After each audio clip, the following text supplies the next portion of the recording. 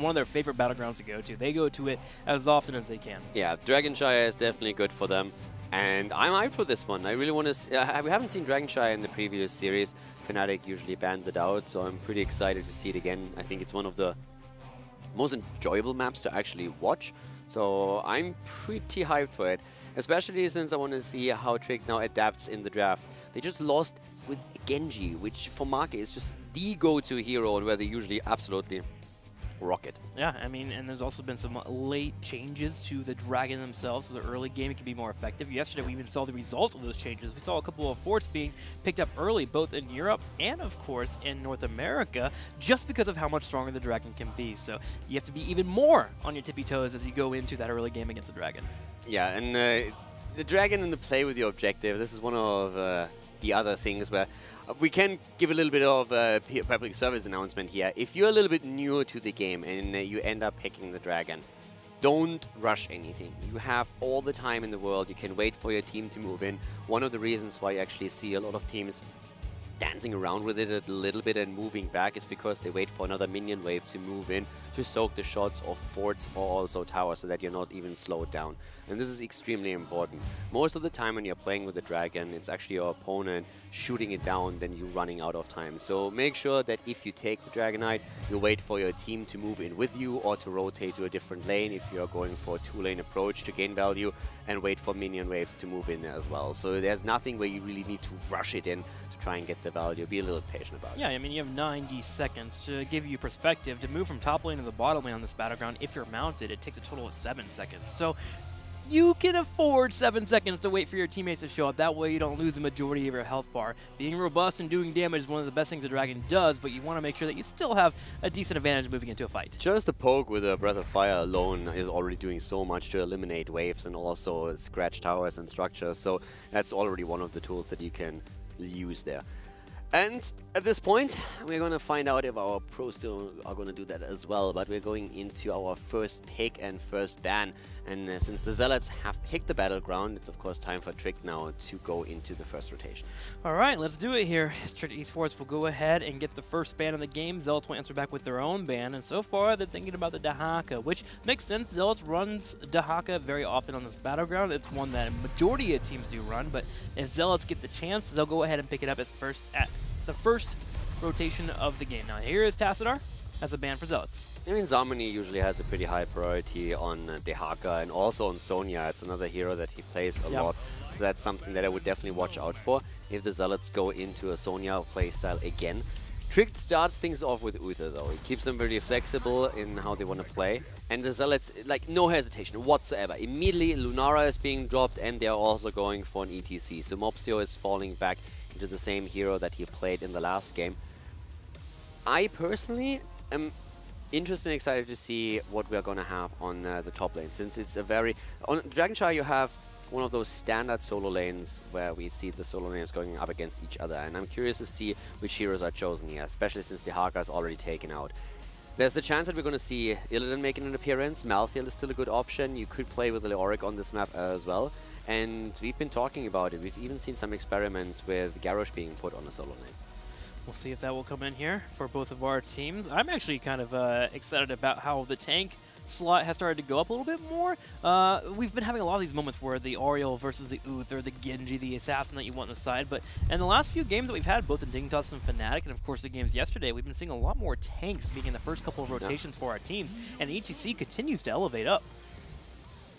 Not heading into a tank immediately. Trick is going down the other path. They first of all add Genji to Uther. I mean, pretty normal comp for them, but they also add Abathur to the mix now. So with that we have a massive focus on Marke, who now can also rely on the strength of Abathur himself to boost him a little bit more in these little fights. So that's definitely an interesting start here for them. Playing very, very aggressive around Marke's Genji. And let's see how the Zealots react to it. They have, of course, first of all, the opportunity to ban out one of the frontliners, or one of the solo laners, and then picking up a solo laner for themselves. Well, we are starting to see why Abathur was banned a total of 6 times yesterday. So it looks like a lot of our teams are thinking Abathur is one of the go-tos for a lot of our battlegrounds. And we've seen Dragonshire in the past and how strong it can be. Oh, especially when you look at scrims, like overall scrim data, Abathur has currently taken the top ban spot. He goes in and out, man, yeah. Yeah, he has actually no. He's actually been in there, like up there, for a long, long time. He wasn't the top band spot in in the first part of the phase, but he was incredibly high up there. But right now he has even made another big, big spike. So Abathar was always quite strong in that situation in Europe. And that's one of the cool things about the regional approach, because he doesn't really have the same amount of value attached to him when you look at different regions. North America, for example, doesn't value Abathar to the extent that Europe does. He's not completely ignored, but he has never seen this high of a priority across, I don't want to say all maps, but nearly 70-80% of them. I mean, it makes sense when you think about it. I mean, in a way, I consider him a pseudo support, obviously, but with the benefits of being able to drop down split pushing and put pressure on your opponent, which if you're facing off against a double support composition, typically they're missing out on the wave clear to handle that. So if you have this constant threat of an idea of Locust coming your way or constant soak happening in a different route, you're going to be missing out somewhere if the map isn't being played correctly and your opponent is able to dance around with that out there. So it makes sense that he continues to climb up, especially with how the meta has evolved for the last month. Also, the focus, or the higher focus on macro play overall, is something that definitely puts him more into the limelight. With Fnatic leading the charge, a lot of the teams have said that they are focusing way more on the macro game. It was one of the funniest thing about the Eastern Clash to me, that when we were interviewing the teams, all of them were saying like, yeah, we really want to go away a bit from team fighting. We want to go into the macro game. And then in the end, they ended up team fighting anyways. But one of the big arguments in favor of the macro game over team fighting is also that it's safer in the long run for you. Since if you lose a big team fight, the chances in the late game, thanks to high death timers, are that your opponent can turn it around against you, cross the map and drop either a keep or maybe even the core. Whereas if you focus on macro game, then even if one of your side laners, if a Dehaka on an offlane, for example, is taken out, you still are not really at risk of losing the game immediately. So that was one of the thought process that a lot of the teams have. And with that in mind, Abathar, as one of the great macro heroes that we have in the game at this point, is just seeing some additional priority. Well, welcome back to the draft here as we get all caught up after that DC. So sorry for the slight delay, as Arthas will be banned out and Brightwing will be banned for Tricky Sports. So Alex immediately being counterpicked. As Grandpa Kette in the interview said, what the Zealots are trying to do is target Alex a little bit with the way that they are playing this, trying to put him into an uncomfortable spot, not necessarily only with focusing certain bans and picks for him, but also just from the playstyle perspective. And Alex loves to play on Arthur, so this is just an immediate target ban against Alex the Prodigy. Well, there it goes here. The Brightwing being banned out, Zealots have to decide what they want to grab for the third and fourth pickup. I would have banned Sonya. I don't know what they plan to play, but I would not be surprised to see Sonya being played by Zealots. But for now, we actually have Oriel and Rhaegar taken, so they leave the solo lane open. We have double support for Lunara instead. Brightwing, I would have either banned a solo laner or I would have banned Oriel over Brightwing, since Lunara was already chosen. Brightwing seems to be getting favored as a ban, though, whenever you have Genji on your team. People are very frightened of diving in and getting polymorph to focus down, so I can see why they would want to ban the Genji out. And I think you're mentioning the Sonya ban because you want to try and target that Zarmany, see what you can do to break him and make him pull out a hero that he might not be as comfortable on. Zarmany is definitely, like, he excels at a few heroes, but I would test the waters there at least and see how much of an impact that's going to have for me. Because I think if Trick doesn't pick Sonya, the chances are that Zarmany is going to pick her up. It's usually the two go-to heroes that he plays most of the time. Not exclusively, but when he gets a chance, he usually moves into one of the two.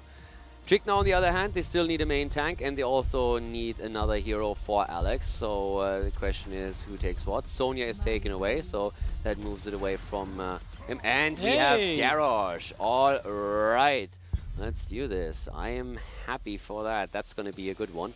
And now I want to see how Zarmany reacts, because I expected him 100% to go for Sonya, if not claimed by Trick. Yeah, I'm assuming he's going to pick up a safe top laner, mostly because you have Abathar and Sonya who's going to dominate that top lane, and you always have the threat of Genji coming in for the big gank into the top lane one-on-one. So if someone's safe, they can handle the experience and just keep you in the game.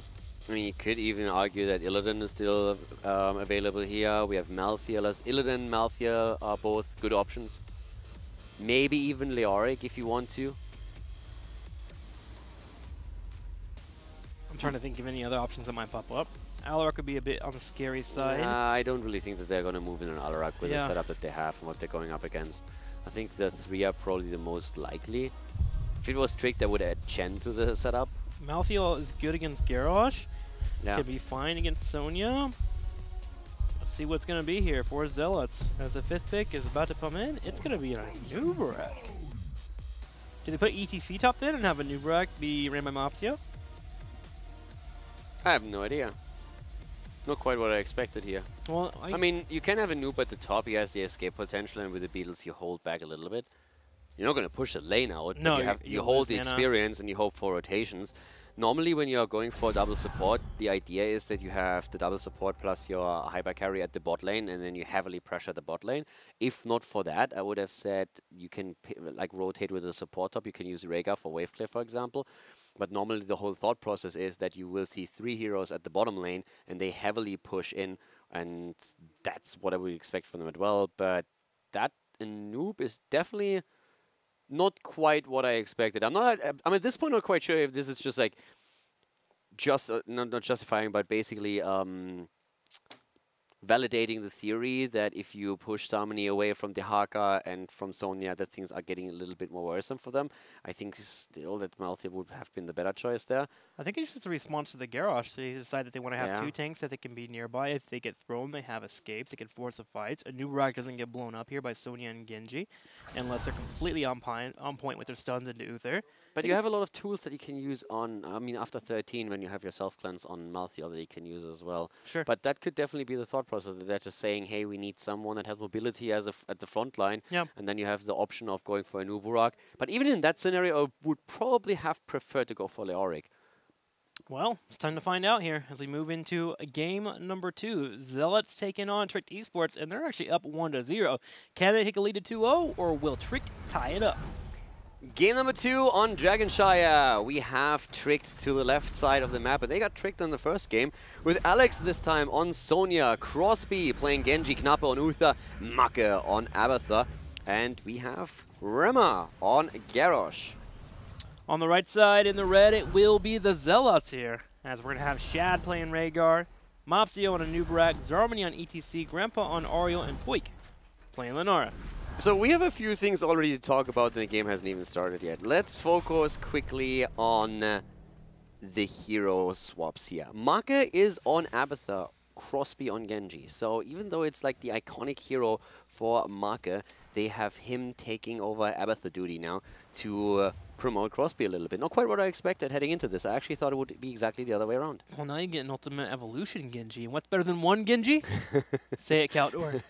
It's 2 Genjis. That's right. 2 Genjis here. Macke being on the Ultimate Evolution there. He'll get the setups and be good to go. Not too shabby, if you ask me. They are going to the mine build. You talked about the strengths of this in the last map on Cursed Hollow, but here on Dragonshire, better for controlling that triangle on the bottom side, what I like to call the Bermuda Triangle. Drop a lot of mines there, make sure to watch out for your opponent's rotations. And we do have Mopsio on that front line. Yeah. I'm not quite sure you know what the Bermuda Triangle is, but let's just skip that for now and go in. Yeah, I do. It's that big triangle where you move in and you lose out radio communications. No one has any idea why people die there. And people die there a lot in that triangle. What does that have to do with toxic nests? Because you drop toxic nests in that triangle and then people get lost there. It's a good reference. That's a really good reference. I'm going to fight you on this one. How is that a good reference? It's a triangle. That's the only thing they have in common. Nothing else. And people die there all the time. Okay. All right. I'm disappointed in you, man. Dude, that's the weirdest reference. Okay. Warbreaker is level 1 talent on Garrosh. Change of topic, we're talking about the new guy. Yeah, per usual, exactly. Like, the stack talent is probably the most common that we have on the hero. I would say the only one where we sometimes see a little bit of... Ooh, yeah. That's why you put Monk on the hero, you see? You know where he died underneath? The Bermuda Triangle, because he rotated between it. And it gets picked. Wait, with the big kills. This is a thing. It's gonna be a thing. I guarantee you next cast, Gilly and Dread are gonna be saying it. Alright, dude, if you're not quiet right now, I'll bring up Chromie again. No, please. Okay, so the first kill on the side of the Zealots here. We have a 1-0 lead for them. And actually, the Zealots actually started this off with a bang. And again, we are currently looking at them with, first of all, the first kill. They also take the early level 4. They have a half-level lead. And they're really playing well around that double support style. But when we're looking at the lane setup, which we actually this is getting out of control. Yeah, this is not the trick we saw yesterday. Yeah, the lane setup, which we question a little bit. So Nubarak is not alone up at the top lane. We actually see him. We actually see at the top lane ETC together with Rhaegar. So what I said earlier, they shift Rhaegar up. Normally we're seeing the double support and one of the damage dealers at the bot lane. But as I said, Rhaegar has a really good wave clear, and that's what they're using top lane. But now that Sonya also died, the Zealots are really just starting to get a pretty significant early lead here. Trick needs to be careful how they play this, because so far the game hasn't really looked good for them. Yeah, and they got themselves some Giants too. And if you look at them, what kind of wave clear do they have besides the Garrosh here on the right being able to throw the Giant to the turret? The wave clear is actually kind of lackluster, and Poik has taken the opportunity to just shred through Rimmer. Yeah, and they are, I mean, Trick is hurting right now. We also have in for the kill taken as the level 4 talent on the side of Garrosh at this point. So with that, they are going to have a little bit, I mean, he gets the increased damage against the non-heroes, and I would say overall level 4 talent for Garrosh is definitely one of the most flexible ones. Thirst for Battle has been pretty much one of the main talents that we see, but in for the kill is a good alternative. Well, we'll see how that'll work out for them here as Sonya and Zarman continue to keep up the one-on-one as Rhaegar comes down the middle to push in against the Abathur. This is something that we've seen from a lot of teams where you try to push in that middle as much as you can, as Abathur will be able to soak that experience, but he can't stop the turrets from being picked off. Rimmer has made a play here for the Dragon in the middle, but the Nubarak being in the bottom, they're able to stop that just in time. It was a really close call, though. That was too close for comfort. The 7s come in, and we have a full Toxic Nest build for Abathur, as expected. Slowing down the rotations, poking away at the opponent, and it really helps. Whereas on 7 for Garrosh, we see now Intimidation. If you have already watched a couple of the Garrosh builds, and at least on the European side, this is pretty much standard we're seeing here.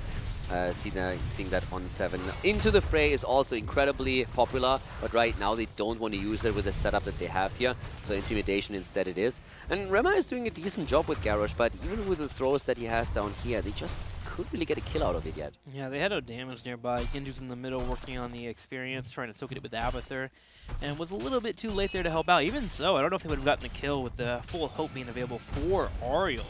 The Dragon continues to be controlled in the bottom. Mopsio, though, has to be a bit careful as a 3-man has been decided to come down here and control it for the moment. A Dragon's available for the pickings, but with you missing out on bodies, I don't know if we're going to see Trick grab it. The one thing that I want to quickly highlight is that with Intimidation on the side of Garrosh, as I said earlier, normally or often we see Into the Fray, but I really like it considering what Zealots is doing. Oh, nice. That was a good throw on the other hand. I like it as an adjustment to what we have for Zealots. They go into a double support build that is completely designed to really just highlight Lunara. And if you have the reduction on the auto attack speed by 40% for 4 seconds, which is kind of crazy, then you have, of course, an amazing tool against Lunara and against the damage that Lunara is supposed to push out there. So as an adjustment, I really like it. Into the Fray is pretty cool and offers a lot of utility, but against this particular setup with a double support auto attacker damage dealer, I think it's pretty sweet. But doesn't she just pick Leaping Strike at 10 and get out? I guess if you stay with Thornwood Vine, it's going to be really good, but don't you just get Leaping Strike back up, kite away from the fight, and then engage after the 4-second timer? I mean, you still get rid of the damage. Yeah, that's true. It's not about killing her at that point. For me, it's just you try to reduce the damage that you can put out, because it's basically you kill 2 birds with 1 stone. First of all, you mitigate a lot of the damage that she's able to pull out, and by doing so, you also reduce the healing power that Auriel has. So that's why I like it as an adjustment. You just lose out on Into the Fray, throwing Uther into Divine Storm, which is the best combo in the world. I'm just disappointed we won't see that. Impeccable logic as usual, Tim. You're welcome. The Zealots still with that lead in the game. The early level 10 propels them now to the first Dragonite in the game. And even though Trick is able to get their own heroic ability, they're just a bit too late to deny the Dragonite. And right now the Zealots have pressure at the bot lane. They have the Dragonite in the middle. ETC still up at the top with stage dive, by the way. Things are starting to be a little bit rough for Trick. I mean, what happened here? They're getting all the camps stolen away. The map is painted red by the Zealots. And the team that has the 1-0 lead here already and entered this series as the underdog is starting to look better and better. That they are. I mean, I'm starting to believe the rumors about Zealots and how they're really bringing it together as a roster. They've been looking pretty darn good. And game number 1 a bit shaky, but game 2 here, controlling the flow.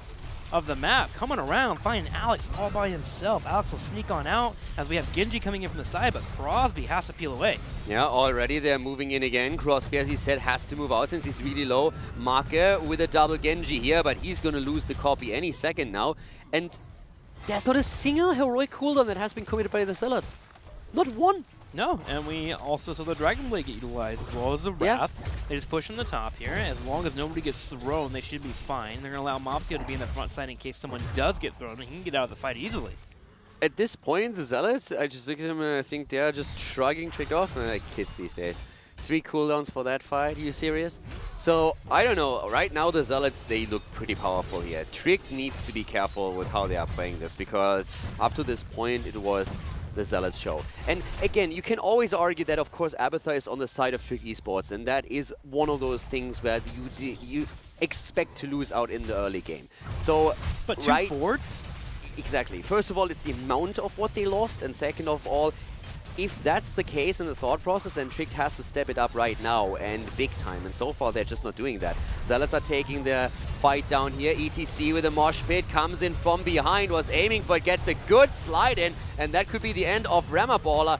We already have Sonya falling, and now Garrosh is dead meat as well, with Knappe fighting the good fight with the help of Abathur, but let's face it, in the 1 versus 4, he's not going to see any light anytime soon. Incredible team fight. We have the Cocoon straight onto Uther to stop him from using the Divine Shield. Ancestor Killing was used, and then the Aegis afterwards to make sure that it did connect. The Aegis hits multiple people, so massive heal comes in from Ariel, and then Lenaro just cleans everything up after Mopsio hits the power slide. That was clean from the Zealots. They are wrecking them right now. This is not quite what I expected heading into the series today. I expected this to be a really close battle between the two teams, but I did not think that we would see such a dominant performance from Zealots on the second map after they already claimed the lead. It's 5 kills against 1 in favor of Zealots. They held the extra talent on level 13, and they have a 2-level lead overall. Now, I think that Abathur is probably going for Soma Transference on level 13 anyways, and that will probably help either Sonya or even Garrosh in those fights a lot to stay alive, and that could become a problem. But the way that these team fights are actually coordinated thus far, I'm favoring Zealots heavily for this later stage of the game.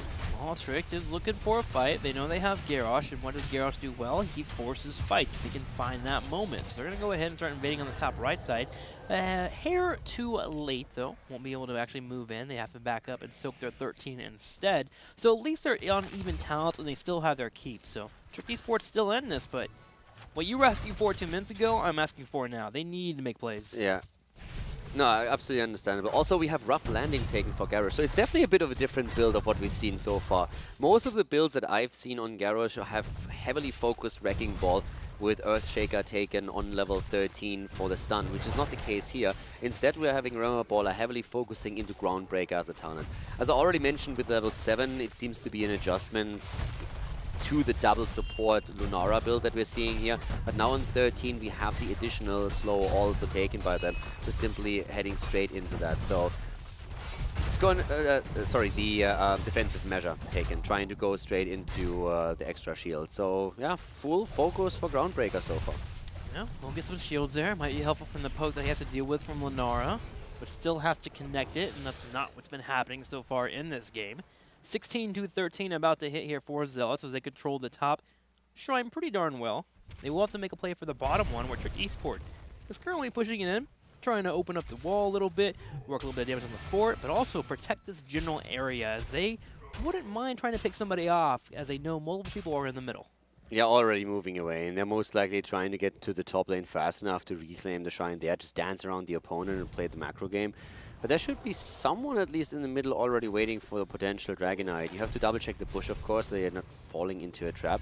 But now we will see the Zealots fight aggressively for that position and maybe even force a battle. Genji is the one that is rotating top lane because he wants to reclaim one of the shrines, and he can. But I would like the Zealots to be a little bit more aggressive around this. They have still a 2-level lead, and it's 2 levels where they still hold on to that talent advantage on 16, but they need to use it, and right now they don't really do that. They move from the top shrine to the bot shrine and get out-rotated by Tricked.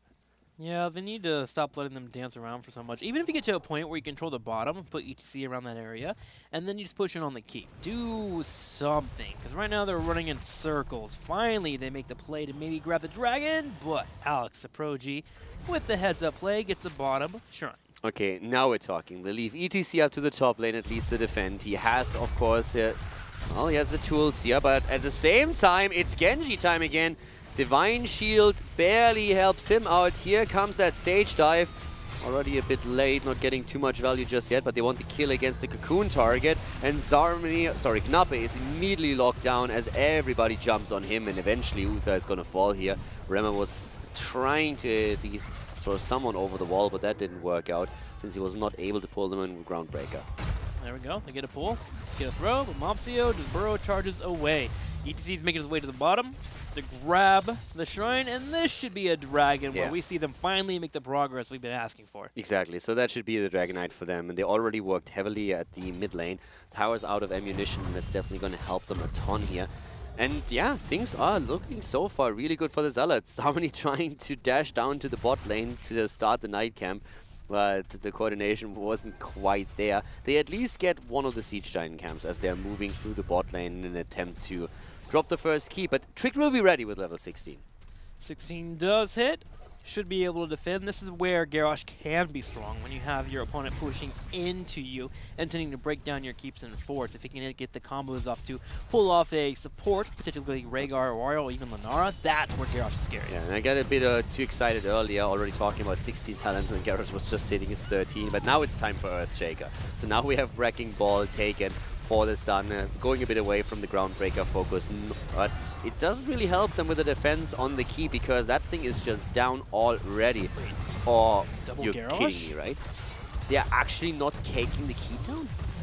They had to pull away with the Ultimate Evolution being pulled off. Zami moved in, dropped the power slide. Same time, Mopsio used Cocoon. Yeah, Marke losing this one already. Jumping in again with a stage dive. The keep is down. Rema goes in again with Garrosh with a good pull, but it's not enough. And now Garrosh falls victim again. 7 kills against 1. And with a kill against Garrosh, Zealots start to move towards the core. They want to finish this right now. This should be game. I mean, there's no Divine Shield available, no Dragon Blade. As long as they control Sonya, this should be okay. Zombie's going to control that Sonya, working on the armor, putting her low in health. Payment Strike follow-up, core being focused, and the Zealots come out today against Trick Esports, and they are making a statement. We have put in work for the last couple weeks, and we're going to get some victories. Yeah, they go in, and they have the 1-0 lead, and after the core is eliminated, it's a 2-0 in the series for the Zealots. Looking dominant, actually, on the second map, and that was really impressive here. It was their map choice, and you can see why. It was a very clean victory and a 2-0, which means that if Alex and his boys want to turn it around, they have to win 3 in a row now. Yeah, Trick Esports is a very interesting team when you look at this phase. When it comes to their wins and their losses, they either get major 3-0s, major 0-3s when they lose, or they occasionally get that 3-1 mixed in. And right now, today is looking like one of those 0-3 days. We have yet to see a major comeback from them, except from week 1, and it's been a while since then. That would look way better for Zealots than anything else. And, I mean, we're looking at a series where the Zealots all of a sudden have a 2-0 lead. And again, just to remind you once more, the last time the two met in part 1 of Phase 2, it was the exact opposite. Trick walked away with a 3-0 victory, not even dropping a single map. So the Zealots have completely flipped that score up to this point, and that's incredibly impressive. Well, we'll see if Trick Esports will remain inconsistent, or will they find a way here to make a major comeback against the Zealots. We'll be right back after this commercial break.